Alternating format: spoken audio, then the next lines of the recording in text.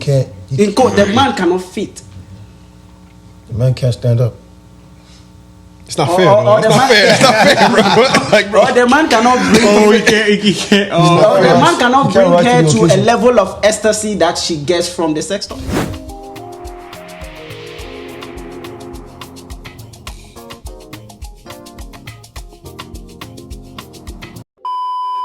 Great. So we're back on the Sozzled pod. Last time we had a great conversation. If you haven't tuned into it, please go back, tune into that. Okay. So the first question just becomes, where did you first get introduced to sex, or where did you first hear about it? Okay. Remember when I was like in, I forgot what grade I was in, but I remember I was in a certain grade, and when somebody in my class brought like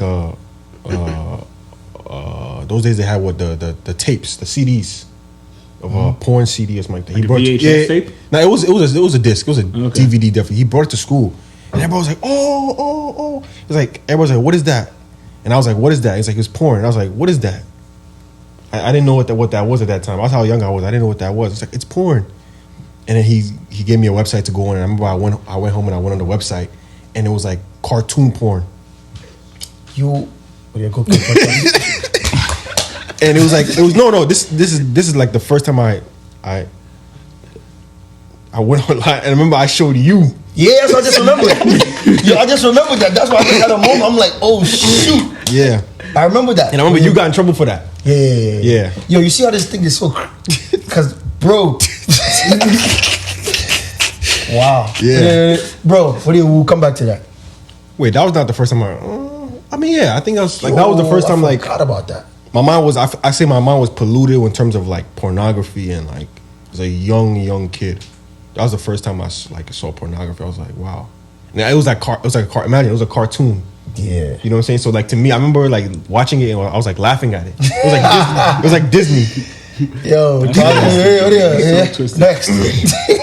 Yeah, it was so twisted, bro. Yeah. It's crazy because the reason I'm saying that is because it spreads, bro. Exactly. Because the reason I got in trouble for it is because I spread it to somebody. And I spread it to you.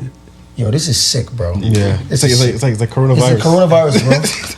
It's sick, man. But yo, Doc, how did it happen? Oh, for me, the first time I was exposed to sex was me chancing on it. I chanced on some people having sex. Wow. It wasn't supposed to be so. I was just passive, like, you know, in Ghana, some buildings, like, I was living in a very rural area where, like, some buildings you can just peep or something like that. I just was passing by and I saw it and I looked. And the second time was when a neighbor exposed me to pornography, actually. For me, I've been into a lot of things. Maybe sometime we can talk about it, but I've been into a lot of things. But the first time I was exposed to sex was when I saw, I mean, it was I was naive at that time, but with the pornography, everything got heightened. And I remember I used to steal my mother's money to go get the CD and come play it when everybody's asleep. I was put the volume very low, 0. Sure. I put the volume at 0 and I binge watch it, and then the person also exposed me to masturbation and all the stuff. So it has been a journey. Like that's how it started for me. Same theme of pollution of spreading. Yeah, but that's what I'm saying, because I'm like, yo, I remember I was in school, and after you showed it to me when I went to school, we was in computer class, and I showed like all these guys. And it was like we were all just laughing, like kids laughing. We didn't even really understand, just laughing. Yeah. And the teacher came in and found out, like, yo, what are you guys doing? Who brought this? Who, like, you know what I'm saying? And it just shows how, like, how perversion really spreads when it's like leaven. When it gets into the batch, it's able to support a whole bunch. And the question I really want us to explore is just how does not dealing with that pornography or that like sex perversion, how can it destroy marriages, right? And how can it become detrimental? Because a lot of times there's always the ideology that this is something I'm doing myself. I'm not hurting anybody. This is just me on my own. It's something that I like. I'm doing it for myself. It can't affect anybody. Yeah. But how do you see that becoming something for like people that are married? How can it affect marriages? And even sometimes it's a mind frame where sometimes I may think like, yo, man, once I get married, I mean, I don't need pornography anymore. I'm gonna just shake it off. I'm gonna have my wife now, so I don't need pornography. What do we think about that idea? Is that a misconception? Is that a truth? Yeah. Yeah. You go ahead. I guess I'd like to say quickly that like every single thing that we do, every deliberate action we take is like training ourselves, right? And when we take steps towards watching porn or masturbation, it teaches you, whether you know it or not, that sex is a selfish thing, like a self-gratifying thing. And if you're in that for a long time, like it sounds like many of us have been through, it can be quite the jarring shift to switch it from sex is something that is like all about me to something that I need to share with someone else. And you can be selfish in the bedroom, right? In a way that's not pleasurable to the other person, right? And it can be, and even like it takes a lot of discipline and an understanding that sex is to be shared to keep you from gratifying yourself even when you're in a marriage, right? So I think it's like we need to be careful with the things that we instill in our minds and the ways in which we train ourselves before marriage, and it definitely can have an impact. Yeah, I agree with that also, and for me, it's more like the expectation that creates in your mind when you get into marriage. For me, like I've not had sex outside marriage. I've masturbated and all those stuff, but when I was getting married, one of the things that I feared so much was that I was going to expect something from my wife that I've already visualized in pornography.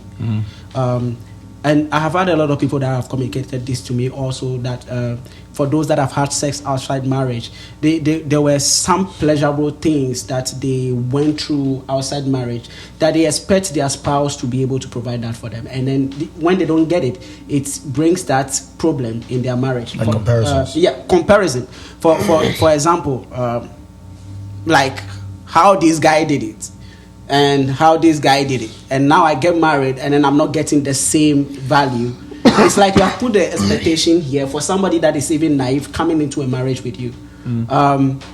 And that's one thing that I feared the most when I was getting married, that I was going to put an expectation on my wife that is going to jeopardize our relationship because I have exposed myself to how I feel like it's supposed to be like, and then I get married and I'm not getting that same value. Yeah. So that is why I believe it's very important to be naive in that thing, in sex, before you get married. People, not to cut you off, but a lot of people will disagree because a lot of people will say like, you got to learn about it. If you don't watch porn, how would you know what to do when you get married? But Adam and Eve did not learn about it, but they were able to do it. I don't think I don't think God came down and said, Adam, put it here or that. No. It's a natural distance. So it's something the world begins to tell you. And when you think about it, it makes sense, but it does not make sense. Yeah. Adam was able to have sex with a wife, but God did not come and say, Adam, see, when you enter the bedroom, this is how you're supposed to do it.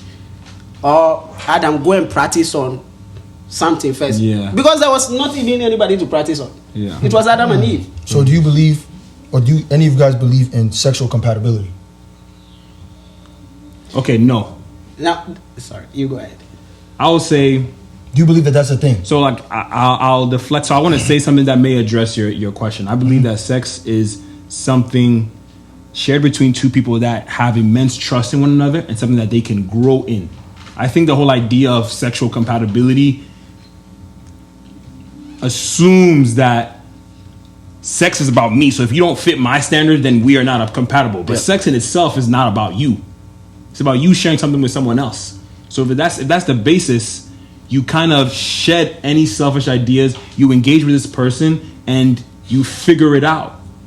You figure it out, and it's something you grow in, and that's what makes it sweeter and strengthens the trust, because you know that, like, we're in this together. And I think previous sexual escapades before marriage jeopardize sex in marriage, or even relationship in marriage, because it kind of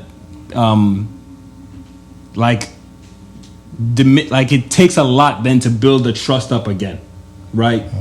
For all parties involved.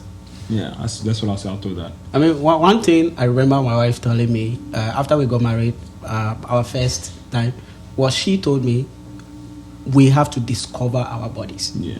And for me, that gave me serious calmness and assurance. Because knowing that it is us getting involved to discover ourselves. Yeah. And then, I mean, I don't think in the entirety of your marriage you are going to have mind-blowing sex throughout. No. Because there are moments where it's like you are trying to discover the person that you are with. And so I don't believe in the aspect saying sexual compatibility. Sexual For the reason he said about the growing aspect of the sex, like realistically, everybody has this fantasy of their wedding night being like the best sex you're gonna have in your life. Yeah. All right. So like, so it's something that you grow into. You know what I'm saying? It's like a teamwork thing that you kind of build, and I think that's the beauty of it, because you're able to look back and literally see the growth in it. You know what I'm saying? Yeah. And another thing to the question you asked about, I think you said something about the pornography, how it taints. I think that realistically in the marriage, yes. Okay, realistically, a husband and wife should not deny each other of sexual desires, obviously. But realistically, you cannot have sex anytime you want, all the time. Realistically, in a marriage. Yeah. And without that self-control and understanding that, you know, maybe because you've indulged or you've been perverted with pornography, and you know, you have that expectation, but that's not how it works in real life. So you're still gonna have to require that same patience. You know, because when you watch pornography, you turn it on whenever you want. You turn it on whenever you want. Yeah. You know, and sometimes it's not always gonna be like that in real life. So It won't always be like that. yeah, and I think that's something that, like you said, you train yourself like that, and you begin to believe that I should get it anytime I want, whenever I want, wherever I want. But sometimes it's not going to be like that. Yeah, I think what we're getting at is that like every moment we spend watching porn or gratifying ourselves with sexual things outside of marriage, we train ourselves in a way. And I wanted to touch on, as you were speaking, I was thinking like, if you watch porn all your life, you get in a marriage, you have an expectation of what the other person is supposed to be gratifying you, but it can be damaging too with what you expect from yourself. Yeah. Right. You know, you watch porn and you I mean, as a guy, you see guys in porn show up in a specific way, you get into it and you're not able to match up, and all of a sudden you're in your head, right? And so much about sex is like where your mind's at. So like that place of safety you were talking about, where, you know, your wife mentioned to you that like we have to discover our body, so you were at ease, the pressure was off. When you watch porn and stuff like that, it places, and you did this to yourself, you place pressures on yourself that don't need to be there, that diminish the possibility of sex. And it's like a negative, it's like a positive feedback loop that just keeps you down and keeps you from being free to explore and discover and grow in this beautiful thing that's, you know, that's meant to be. Yeah, So I think everything you guys are saying is really highlighting on the fact that you cannot find this security anywhere else unless it's a confines of a actually God ordained marriage. Because that kind of pressure you're talking about is only going to come from somebody you don't trust or you can't trust. Like what you said about your wife telling you that we're here to discover that kind of assurance and comfort and protection is only going to come from somebody who has committed their life to you, and not just a moment where you got to show up and then you probably won't see them again until like a couple months or maybe like a couple weeks, you know. So I definitely think so. Now I think the question we got to ask ourselves is like, in our generation, these are not things you hear. So how would you say, you know, the power of like entertainment and just media has heightened this idea of sex to the point where it's becoming like the main course of everybody's life? How would you say like the enemy is using the media and entertainment to really dilute or like taint the idea of sex? I mean, like we established in the last episode that, you know, marriage and sex is something that is very valuable to God, obviously. And like I remember back in the day we watched this movie, Friends with Benefits, right? You remember that movie? Was that good from? No. That was with Ashton Kutcher. yeah. No, that's not No Ashton Strings Kutcher. Attached. That was No Oh, Strings Attached. Attached. One of those movies. One of those joints. And it's like, no. Oh, it was with Ashton Kutcher. No, Justin Timberlake. That's No Strings Attached. yeah, that's No Strings Attached. No, We No watched- Strings Attached is with Ashton Kutcher. It's okay. All right, whatever movie it was. Now I'm confused. Whatever. Like I remember watching that movie as a kid, and I was just like, it just made me like really interested in the idea of having a friends with benefits. You know what I'm saying? So it's like having somebody there that you can just have sex with at any time. But even when you watch the movie, you see that It didn't end well. it doesn't end well because But that's that just wasn't not, my greatest takeaway from the movie, though. Yeah, of course not. but now that I look from the mind that I have now, I look back and I'm like, yo, that's like not even realistic. Toxic. You know what I'm saying? So I feel like the enemy has all these strategies that he uses the media to like pollute into people's minds of a fantasy reality world where they can just have it whenever, whatever, however, with whoever. Yeah. But whenever you get into that situation or whatever you even get into it, you realize that it doesn't bring the fulfillment, and it devalues something that is really important to God. That is the core point that I was literally thinking when you asked like what's the impact of entertainment and media. I think that the world is trying to cheapen sex. Yeah. Cheapen it like it's not that big. Yeah, it's not that big of a Like, deal. Oh, just get rid of your virginity. Yeah, It's just not show a your big body deal. with anybody. It's like It's just like sex. one night stand. It's whatever. Like who cares? And you No see it all, strings attached. You see it all over the place. Like even in like government, for example, like people trying to normalize sex workers. Oh, they're just who or like what's that thing? OnlyFans, for example. Like there's a commodification of it. There's just such, and it's billboards everywhere. So like the naked body isn't something that is like precious or That's it's sacred. everywhere. You know. And so with that, the young person growing up in that is like, oh, I don't really see the big deal. Like I've seen it all my life. Like it's just another thing, you know. And that's just so different from the actual value of sex. I don't know whether it's Romans or Corinthians. It talks about the fact that people have changed their glory. Yeah, Romans 1. Romans 1. Romans yeah. 1. The natural use. People have changed the natural use into things that are not natural. But when you go down into the final part of that scripture, that verse, it talks about that people do not know that they that do this are they are in line for the punishment of the Lord. Not just those that do it, but people that take pleasure in those that do it. So I wish we could read that. So like scripture. like bystanders. For example, the person that is doing it is wrong, is sinning, and then those that take pleasure in them that watching do it. it. So That means the those person that's basically doing it, the watch- person that's watching it. Yes. Just watching pornography. Yes. So by watching pornography alone, you are just taking pleasure in them that doing it. You are also wrong. Yeah. Wow. Yeah. And if I wish that Let me scripture- look at that. and What's then it? you- Romans chapter 1. Is it Romans chapter 1 or 2? It definitely is Romans chapter 1. It says, for this reason, God, Romans chapter 1, verse 26, for this reason, God gave them up to their vile passions. For even their women exchanged natural use for what is against nature. Likewise, also the men leaving the natural use of Yeah, keep going women down. burned in their own lust for one another, with men committing what is shameless, and received in themselves the penalty of their error, which was due.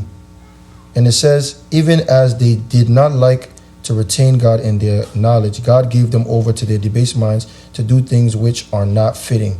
Being, okay. I think you should go down to Yeah, go the down. end. It says, who knowing the righteous judgment of God, that those who practice such things are deserving of death, not only do the same, but also those who approve and take pleasure in those who practice these things.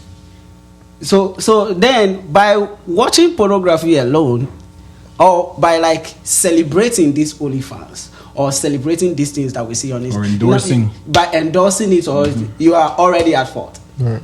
Yeah, it's wicked. I mean, when you read that particular scripture, it's even go a long way to talk about evil inventions. Yeah, I remember that part. And when it, and I know a lot of people say, oh, this is not, but you can put sex toys in it. Taking the natural use, I mean, by and using a sex toy instead of taking the Actual natural man. the man, So then let's make a sex toy to replace a man. Yeah. I don't need no man. We don't need a man. Yeesh. And I know this is a controversial topic, but and then for example, me being somebody that I have a lot of people coming to me and have questions, and I've had people come to me, and the person was married, and then I'm not enjoying my marriage. And then when I probed into it further, this person have used multiple sex toys. Wow. So The husband can't. in quote, the man cannot fit. The man can't stand up. It's not fair. Bro. It's not fair. It's not fair, bro. Like, bro. Or the man cannot bring. He can't. Or the man cannot bring right her to to the a occasion. level of ecstasy that she gets from the sex toys. Yeah, it's not fair. Man, that's not fair. You get it. So all these exposures, media. Yeah. Example. Imagine I'm seeing I open my Instagram. I'm seeing a lot of people with exposing their big bottles and all those stuff and things. Yeah, Now I'm yeah. putting a lot of pressure on my wife to get Meet big those bottles. standards. Yeah. Yeah. And if my wife doesn't have that big bottles, then there's trouble in my marriage. Yeah. So media is actually playing. Now you can just open your Instagram and it's all over.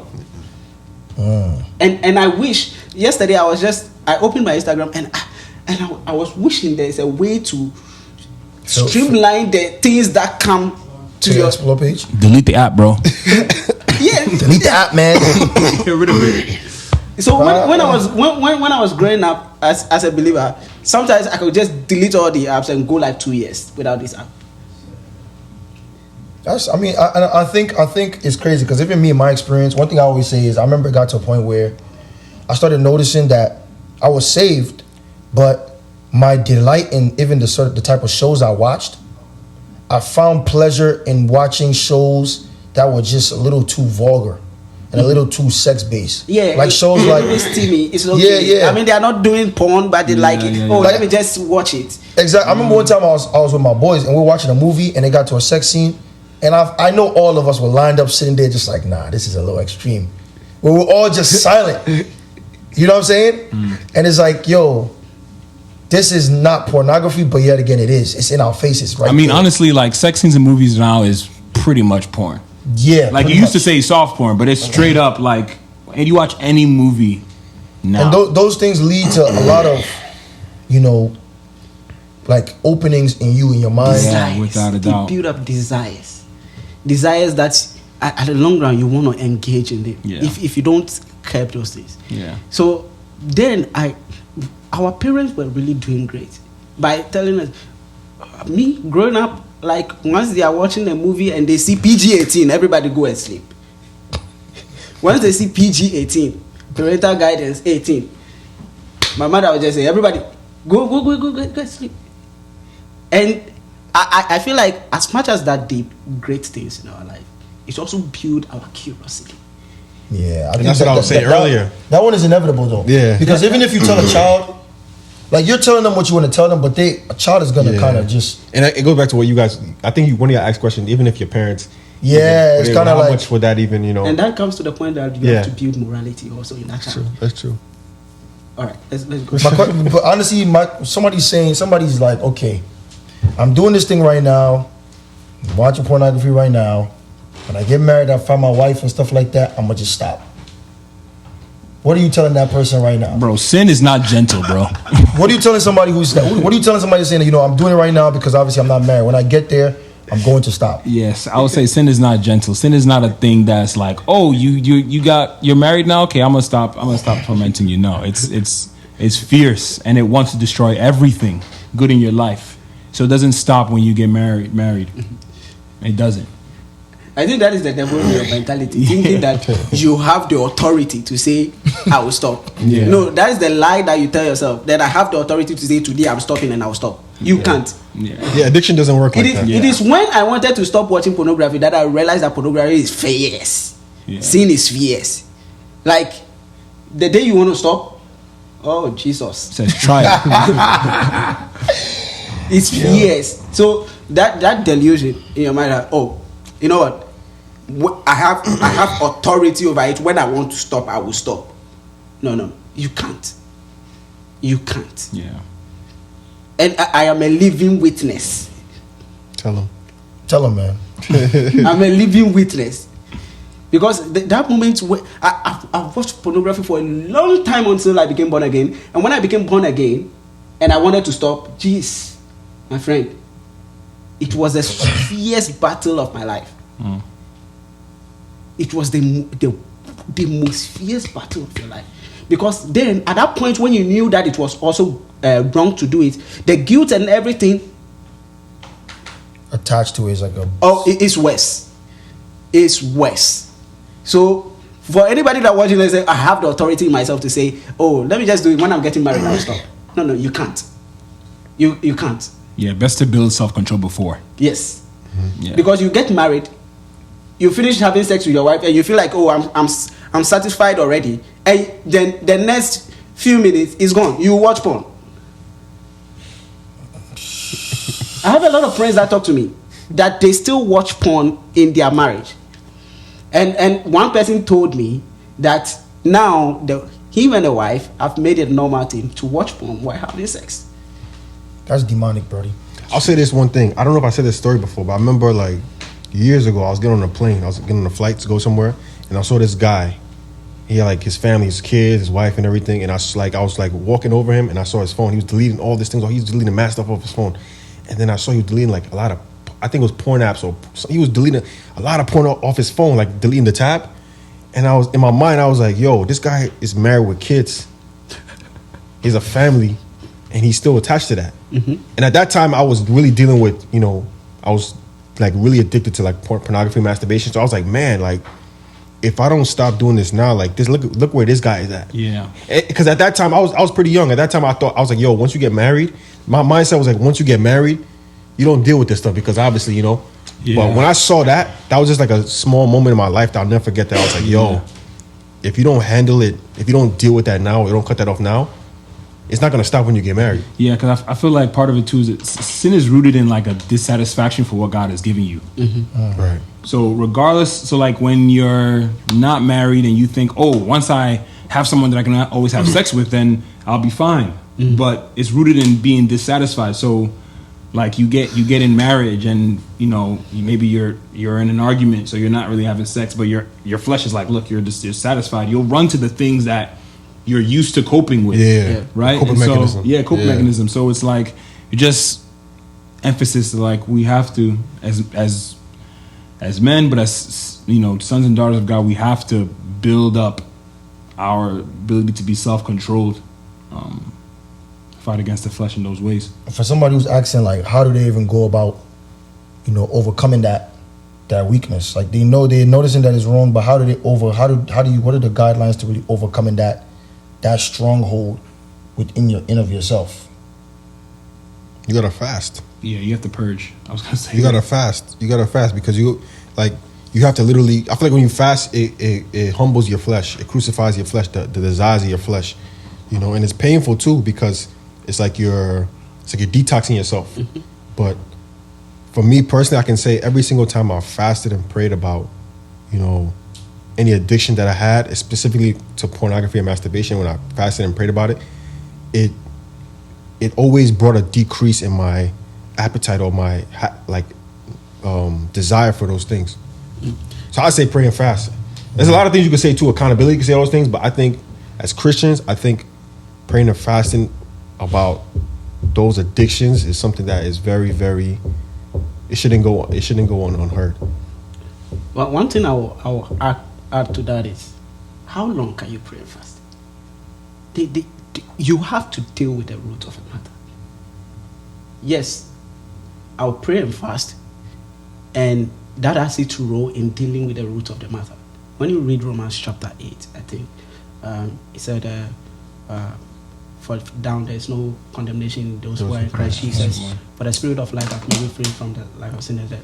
For what the law could not do, in that it was weak through the flesh, can we read it? Yeah, even though the first God did by sending his son in the likeness of sinful men. And he said, the spirit of life has made me free from the law of sin and death. And then he said, Christ condemned sin in the flesh. So we in this dispensation have something that has the ability to condemn sin, make it powerless in the flesh. But I already say, it made it powerless. Does not mean it took the tendencies away. It made it powerless. It took authority away from that thing, which means you can give authority back to that thing. Yeah. Anybody that was exposed to pornography or masturbation has the ability to go back into that thing. You will go back if you don't curb the things that. So when you read downwards in the Romans chapter 8, it talks about them that have their mind on the spirit. Those that live there in the spirit have their mind set on the things of the spirit. Yeah. And he said those that live in the flesh have their mind set on the things of the flesh. So it all comes to the point that after I've fasted and prayed and I have besought the spirit of life in Christ Jesus to condemn that which is in me that is causing me to masturbate or watch pornography or all these things, the next thing I must do is that I keep my mind on the things of righteousness. Which means that I have to separate myself from the things that builds up or resurrects the desire of sin in me. Yeah, and that's different for everybody. Which means that if for me, watching a little movie where they are kissing or this thing builds the desire in me, I cut it off. If for me, going to Instagram is going to show me a lot of bonbon, that will keep me... Delete the app. It's true. That's true. You got to really cut the thing out the root. And I have a friend that says, oh, but I make my money from Instagram. Find another job. And delete it. Now, I think I want to speak on what you're saying, because I feel like alongside, praying and fasting, you have to be real with yourself. Be truthful for yourself. Yeah. Like, I know, like, even we spoke about this before, where, like, you give yourself a rule where it's like, you're not going to enter into a woman's room after a certain time, or those are like real boundaries. And people may be like, yo, you dragging it, like it's not that deep, blah, blah, blah. But you know what's real. You know what gets you to that place. Mm-hmm. So I feel like after you finish that, you got to be real and be like, yo, this, and this are my triggers. Yeah. And sometimes, I'm going to be real, like, there be moments where, like, you pray and fast and you feel like, I'm there, I got it. Yeah. That's like, I'm on top. I will do it. Yeah, I will do it. I'm strong. Yeah. Oh, God, you will do it. Like, you feel like, especially after you pray and fast and you're strong, you feel like, yeah, now I'm on top. This not coming back to me again. And you let your guard down. Mm-hmm. You know what I think? I always thought about this. Sometimes I feel like we clean ourselves to think that when we go back into the dirt, we'll build a stronger tolerance for the dirt. Man of God, let me not just cut you. Cut me. The most vulnerable state of a believer, the most dangerous place a believer can be is after a spiritual activity. That is the most dangerous time of a believer's life. After you have prayed, after you have fasted, after you have read the Bible, that is the most dangerous time. Jesus Christ told us that when he went into the wilderness, that was the most dangerous time of his life. So the enemy came with tests. Because at that time, what happens is that you have emptied yourself of everything and your room is very clean. The enemy has a field place. The enemy can come in anytime. I've realized that the most times that I've relapsed into sin, into masturbation and pornography, were moments that after I have fasted, I gave my guard up. Yeah. You feel like, I've read. That's gonna be enough for the next 6 weeks. Yeah. and I was telling somebody about the principles that I put in my life in order not to go back to sin, and the person was telling me, "Oh, but is that not you doing things by your power or by?" I said, "Man, you don't get it. You don't get it. You are not serious. You doesn't get it because you see, there's a difference between principles." Job said, I have put these principles in my life that I do not sin against God. So any believer that continually go back to sin is a believer that does not have principles in their life. Any believer they bypass their principles. They bypass their principles. So I have fasted, I have prayed.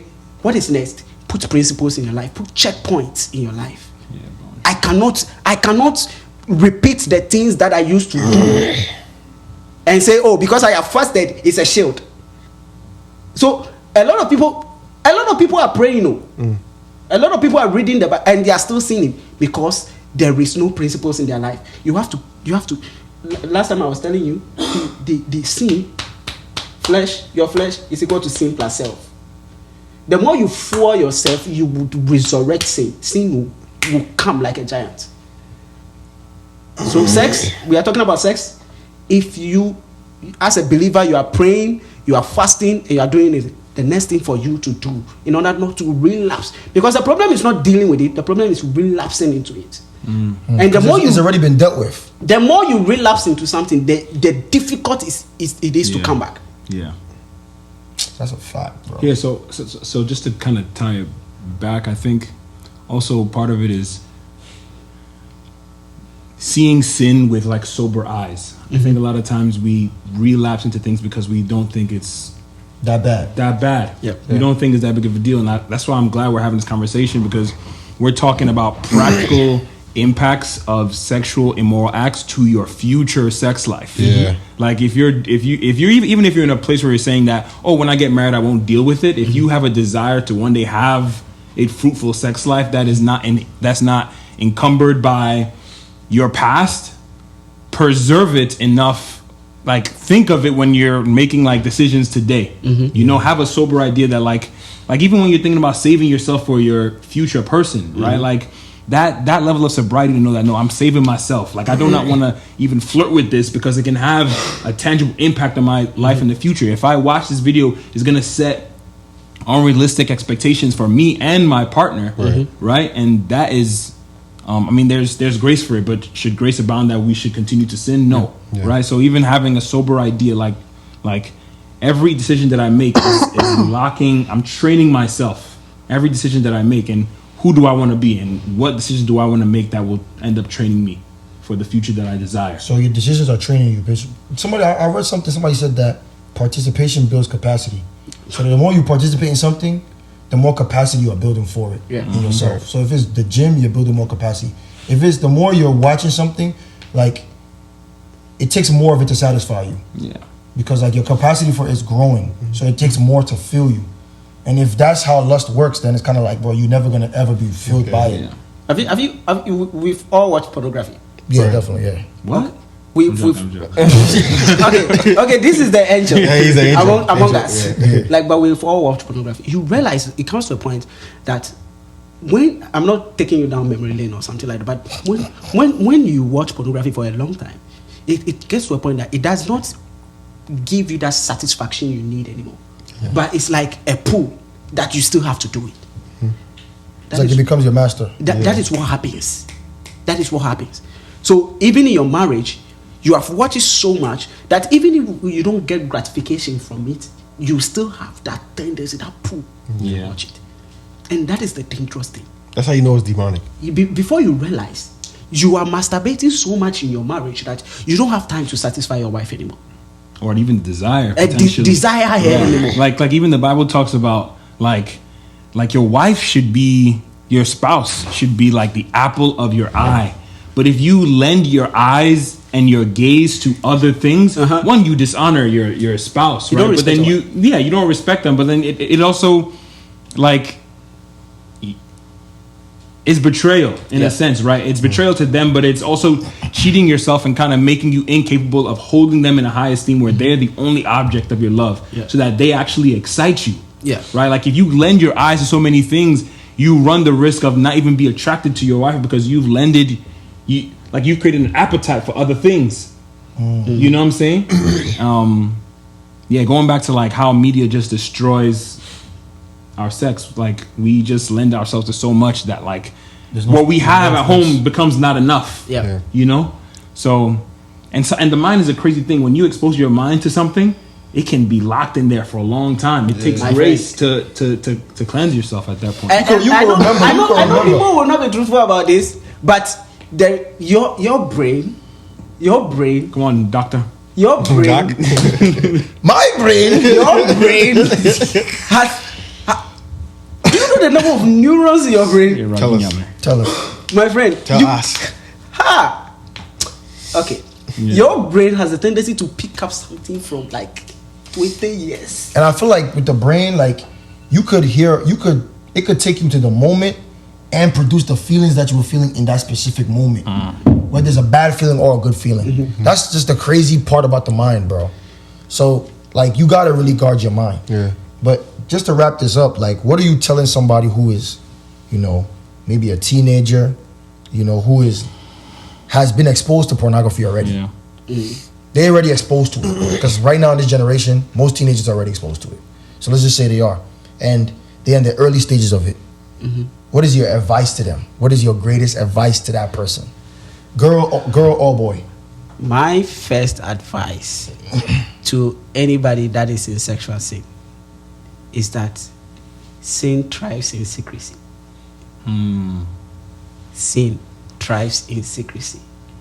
The more you are secret about it, the more you will do it.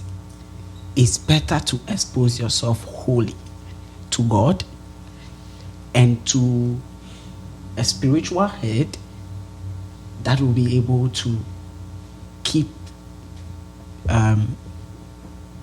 accounts over your life. Aside the fact that you pray, you fast and all those stuff, you avoid all this temptation and everything, sin thrives in secrecy. That is why we do it always in secret. Because nobody is seeing us. But God is seeing us and the guilt on everything. But it gets to a point you get numb to even God seeing you. So sin thrives in secrecy. My second advice to anybody that is going, which is not even a case, is that do not awaken any desire when it's not the right time. The Bible said in Songs of Solomon, I think 8 verse 2, it said, Don't awaken love. do not awaken love when it's not yet time. Or another version says, when it's not yet pleasing. So a lot of people are having sex now. Do not awaken that desire now. It's meant for marriage. Don't awaken it now. Otherwise, it will mess. It's also meant to grow. It's meant to grow. It's meant to grow. It's like a wait. Your friend is like alligator. No. It's like a caterpillar. No. A centipede. No. A butterfly. The Cocoon. Okay, let's just say it's like a seed. It's like a seed. It's like a snake. Before you realize it has become a dragon, you cannot kill it anymore. I did not know snakes did that. I didn't know either. That's why Satan is the first snake. Now he became a dragon. Okay, yeah. Oh, okay. That's wild. Before I realized it's a full dragon and you cannot kill it. So do not awaken it. And for somebody is calling you, oh, do no, don't start it, because we all are living testament that it can destroy your life. Some of us is by grace. Yeah, By grace. There's grace. Otherwise, I will be the worst prostitute in this world.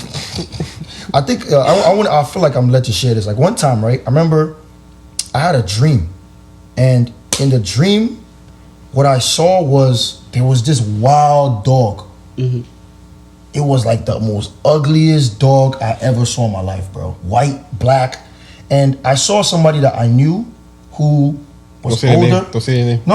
Come on, I'm not dumb. Playing with the dog. Like they were playing with the dog, like, you know, you play with dogs? And I was standing far back. And the person I saw is like somebody that I really respect. So I'm like, oh, he's playing with the dog. So I mean, the dog is harmless. So he left, and then I was trying to play with the dog, but the dog was trying to kill me, right? So then I'm like, oh, shoot. So I finally got away from the dog, and I started running away.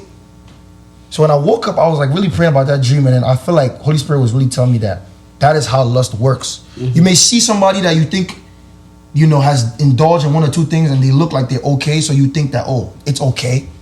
But if you try to indulge in it, it's going to kill you. It's going to destroy your life. It's going to destroy your marriage. It's going to destroy your family. It's going to destroy your money. It's going to destroy it comes to destroy everything that is good in your life. So that was a revelation for me at that point in my life, where I felt like I was becoming passive about how dangerous lust can be. You know what I'm saying? And it's something that comes to kill. It comes to destroy every good thing. Your money, your relations. Look how much people get up, like even look at like Shannon Sharp right now. I'm saying people trying to take him. It's all based on your habits. You know, you're a sum up of your habits. So I think it's very important to kill lust early and don't allow it to thrive. And it thrives in secrecy. I like that. Let's get one more and then we're going to close it out. Close this out, man. I would say make the tough decisions. When you're trying to get away from sin, there's a lot of rationalization. Everyone, you know the things that you have to cut off from your life. You know it.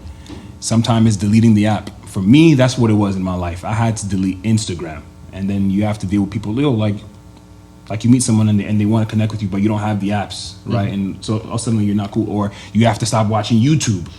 right? Or you have to not stop going on Facebook. And so sometimes in order to get victory over sexual sin, you have to cut things out of your life, and you have to do it seriously. Yeah. Dave Ramsey's like a financial guru, and he talks about loans. One thing he teaches is like you should run away from loans like a gazelle from a lion. Mm-hmm. When a gazelle's running from a lion, it's not running away casually. It's like life or death. Mm-hmm. And that's how we should run away from sin and cut the things out of our life. Like, take it that seriously. And don't give in to the idea that it's not that bad, because it has implications. You may not experience it right now, but you will in the future. Mm-hmm. And it's worth taking the steps now to preserve, not just for yourself, but for your future partner. And every step you make right now honors them in a way that you cannot even begin to fathom in that moment. Mm-hmm. So make the deposits now for your future. You won't regret it. Yeah. You won't regret it. Yeah, man. It's been real. That was a perfect episode right there. We're going to be back on the Sozzled Pod again for more content. In the meantime, like, comment, subscribe, and lastly, share the link. Share the link, y'all. Share the link.